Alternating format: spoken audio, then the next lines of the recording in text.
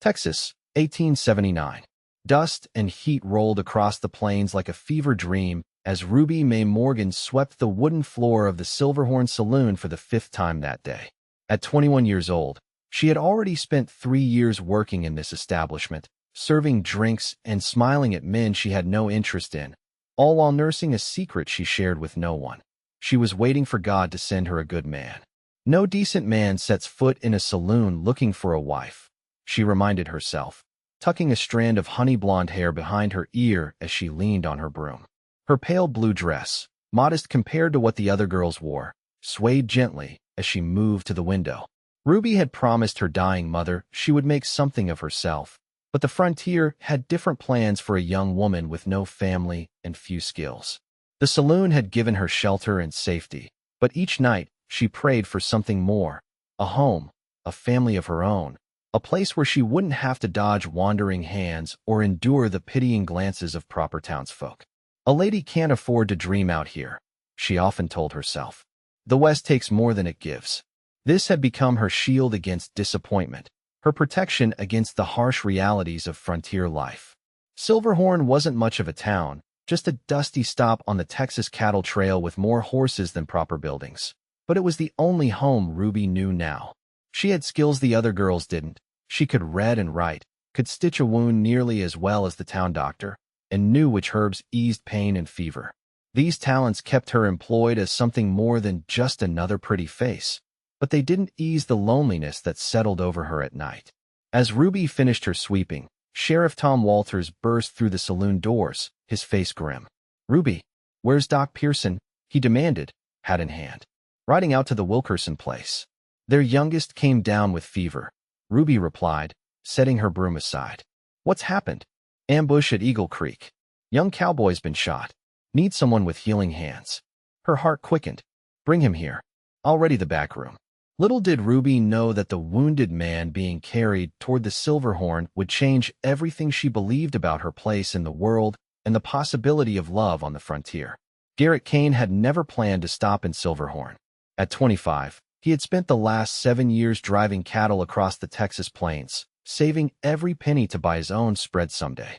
Tall and lean from years in the saddle, with wheat-colored hair and eyes the shade of a summer storm, Garrett had learned one immutable truth about the frontier: a man who lets down his guard doesn't survive long. His father's ranch had been taken by rustlers when Garrett was 16.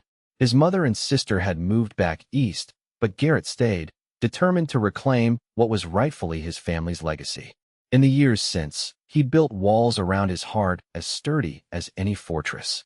A man who depends on no one can't be disappointed, he'd told countless campfire companions.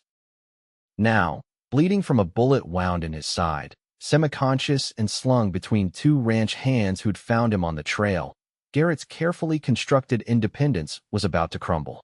Ruby directed the men to carry him into the small room behind the saloon where she slept.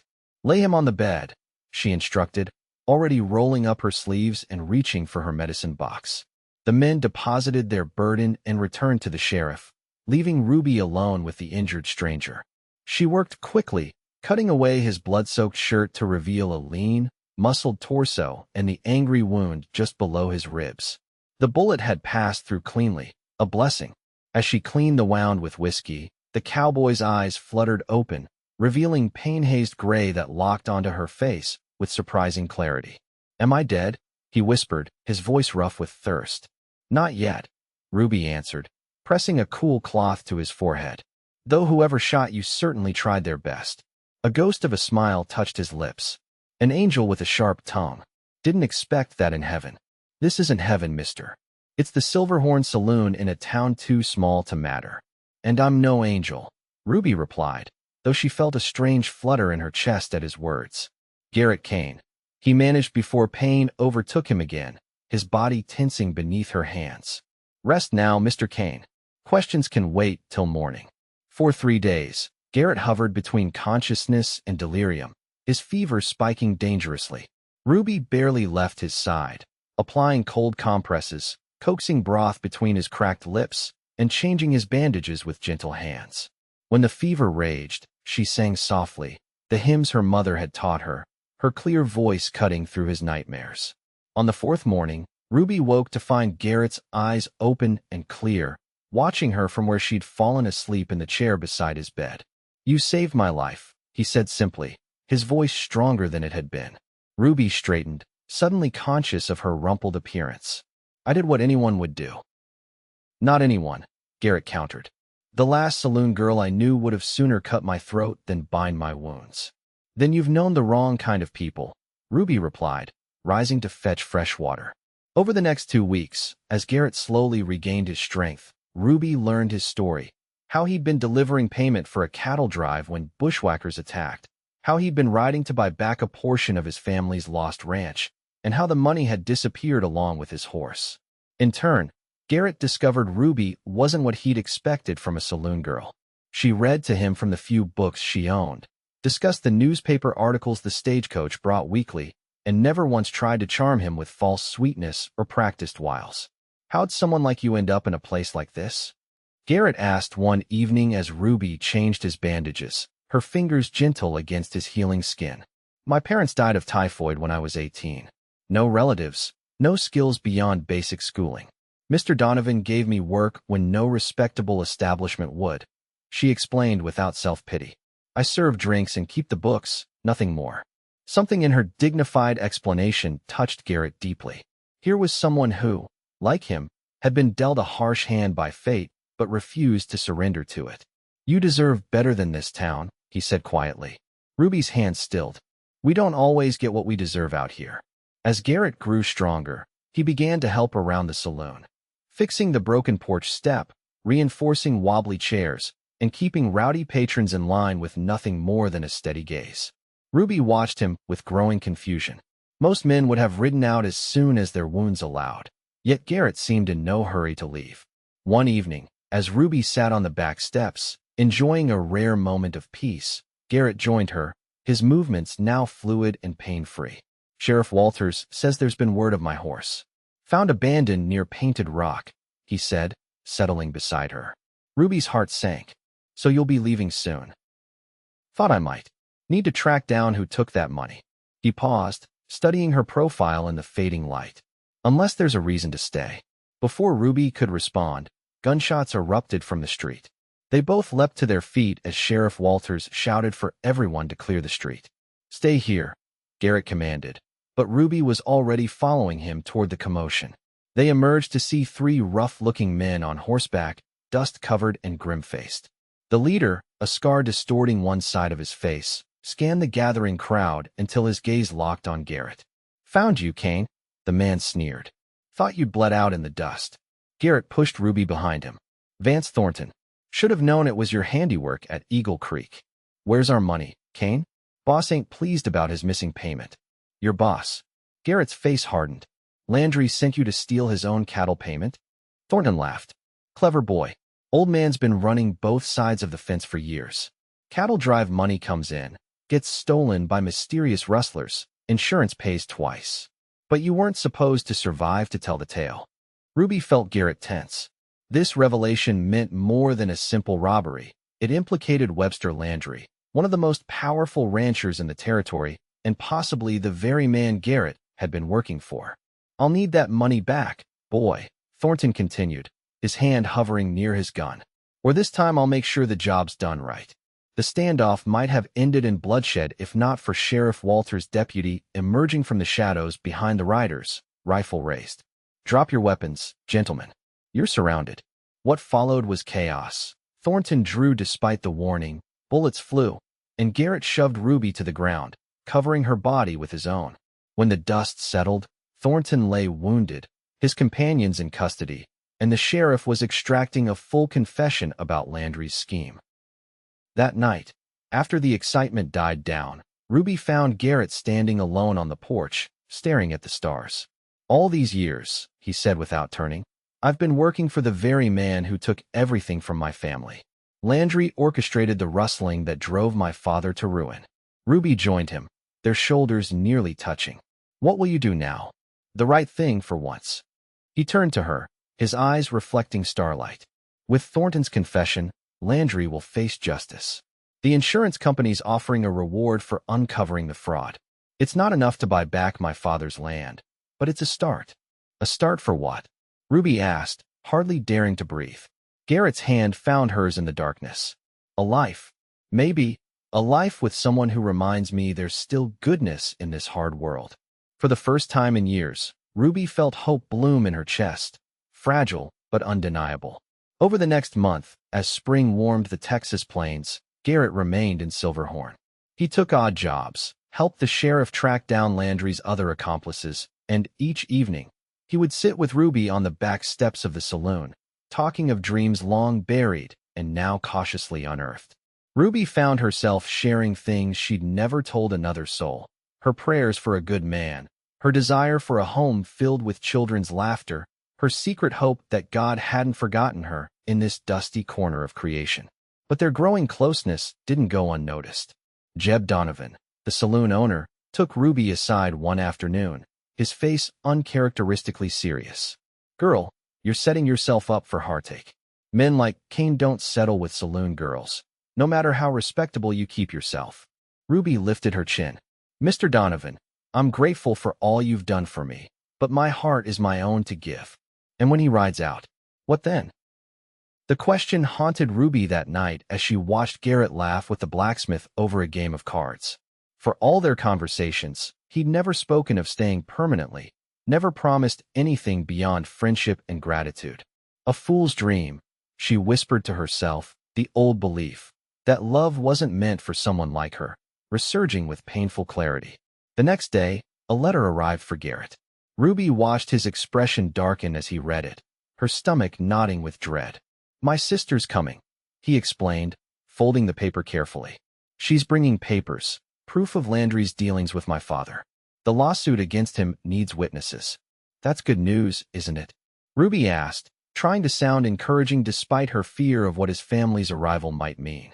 Garrett's hesitation told her everything. Elizabeth is proper. Boston finishing school, Eastern sensibilities. She won't understand. He gestured vaguely at the saloon around them. "She won't understand why her brother is consorting with someone like me." Ruby finished for him, her voice steady despite the pain lancing through her. "Ruby, that's not what I meant," Garrett protested, but the damage was done.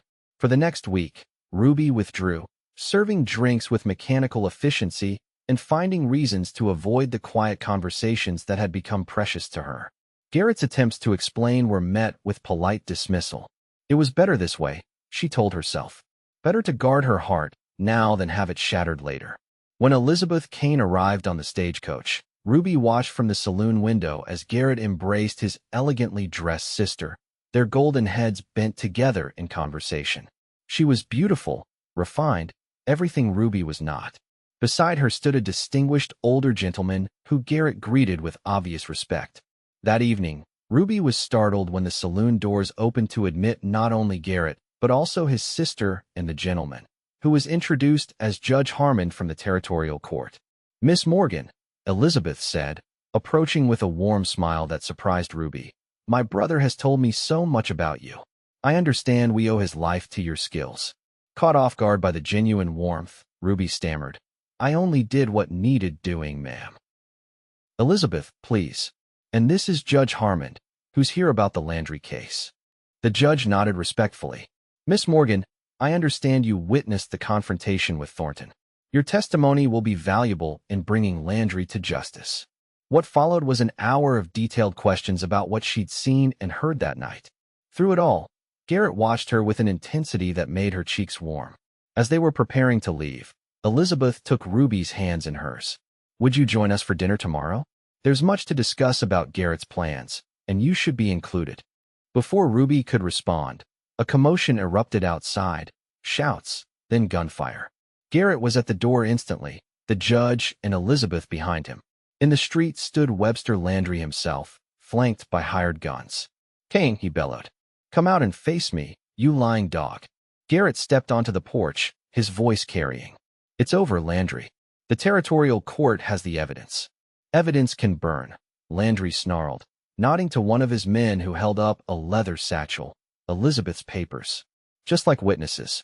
What happened next seemed to unfold in slow motion.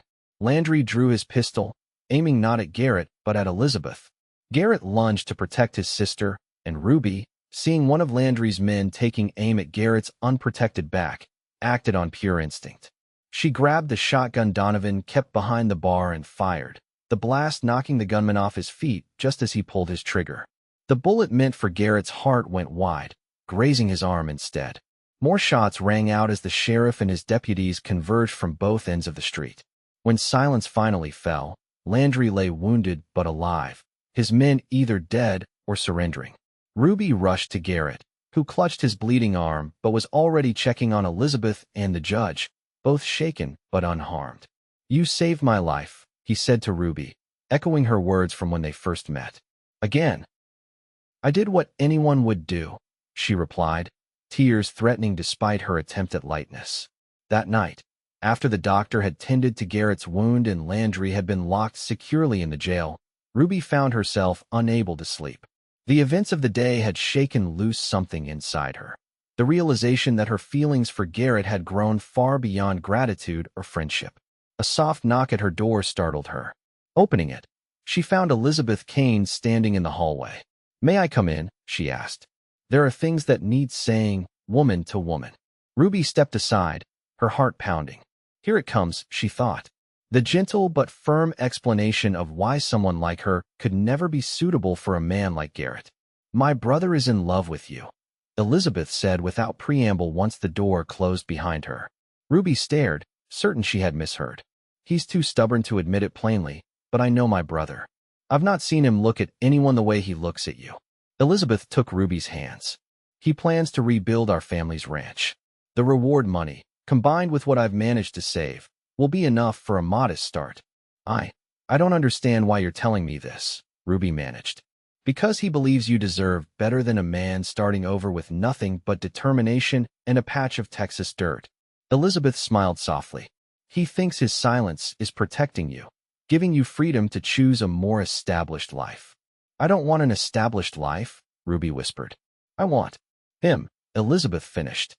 "Then tell him, before his ridiculous male pride convinces him to ride away for your own good." Dawn found Ruby waiting on the small footbridge that spanned the creek behind the saloon, the place where she and Garrett had often walked during his recovery. Sure enough, as the first light touched the water, his familiar footsteps approached. "You're up early," he said, coming to stand beside her. Ruby turned to face him, gathering all her courage. "I need to say something, and I need you to listen without interrupting."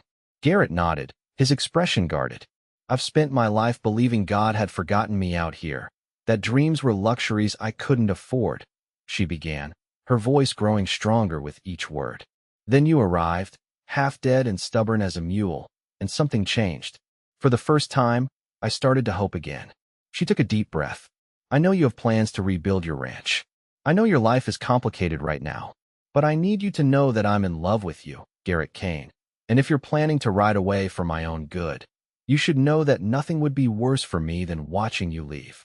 Garrett stood very still, his eyes never leaving her face. When she finally fell silent, he took a step closer. "Are you finished?" he asked softly. Ruby nodded, suddenly afraid of what would come next. "Good." He reached into his pocket and withdrew a small, worn velvet pouch. "Because I've been carrying this around for 2 weeks, waiting for the right moment." From the pouch, he tipped a simple gold band into his palm. "It was my mother's. Elizabeth brought it for me because I wrote asking for it." Ruby's breath caught as Garrett took her hand. "I don't have much to offer yet," he said, his voice rough with emotion. "Just a promise that every day of my life will be dedicated to being worthy of you, to building something that honors the gift you gave me when you saved not just my life, but my belief that goodness still exists in this world." Tears spilled down Ruby's cheeks as Garrett continued. "I love you, Ruby Morgan. Will you marry me and help me build a home where both our dreams can take root?" "Yes," she whispered, then louder, "Yes." As Garrett slipped the ring onto her finger and gathered her into his arms, Ruby felt the last of her old beliefs fall away. The frontier wasn't just a place of hardship and survival. It could also be where love found fertile ground, where prayers were answered in unexpected ways. 6 months later, Ruby Kane stood on the porch of a modest but sturdy ranch house, watching as her husband worked with the small herd of cattle they'd managed to acquire. The Kane family ranch was reborn, smaller than before, but built on a foundation stronger than mere land, built on love, perseverance, and faith restored. Inside, Elizabeth was preparing for her return to Boston, though she'd promised to visit again when the baby came. Ruby placed a hand on her still flat stomach, the secret she and Garrett had only just discovered. "What are you smiling about, Mrs. Kane?" Garrett called, riding toward the house, his face bronzed by the Texas sun. "Just counting my blessings," she replied, moving to meet him as he dismounted. Garrett gathered her close, his lips finding hers in a kiss that still made her heart race. "And are there many?" he teased when they parted. Ruby looked around at their small but growing ranch, thought of the child growing beneath her heart, and felt the weight of the wedding band on her finger, the physical symbol of a love that had healed them both. "More than the stars in the Texas sky," she answered. And growing by the day, as the sun set over their land, painting the sky in shades of gold and promise, Ruby said a silent prayer of gratitude. She had been right to hold on to hope, right to believe that even in the harshest places, love could take root and flourish. The wounded cowboy she had nursed back to health had indeed become the answer to her deepest prayers, not just a good man, but the perfect partner for building a life of purpose and joy on the wild frontier they both called home.